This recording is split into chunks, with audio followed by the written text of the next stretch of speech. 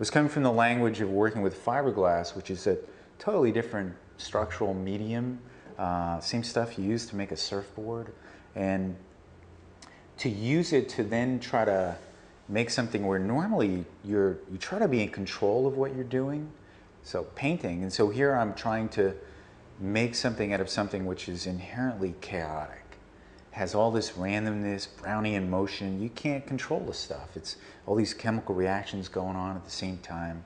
So the chemistry of resin was basically dictating to me a new language that I had no teachers for, which I felt was great because I didn't have any assumptions which might be wrong. I didn't have any assumptions. It was like, okay, well, no one else is working with this in this manner, so therefore there's nothing right and there's nothing wrong.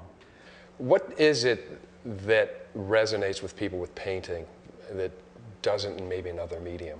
You know, art is so... I know. It's such why are we so attached to this and why is it medium? This primitive medium that, you know, since cave drawings. It's amazing. And it just still really just resonates with human beings on such a deep personal level. Yeah, I think it's probably on a neuronal level.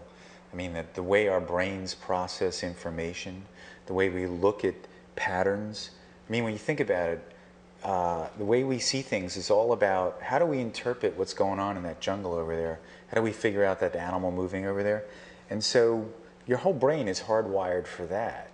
And that's what's going on here. And I think one of the things that's appealing about this is somehow appeals into the whole movement aspect of perception. And that's what's going on here. Even though it's a still image, it has the feeling as if it was just moving a split second ago.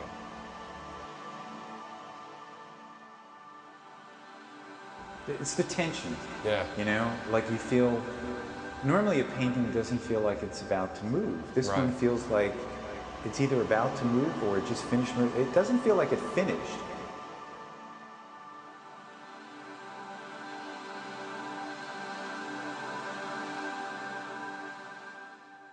Eric, tell me, what would you like people to walk away with when they look at your work from this show and from your future work?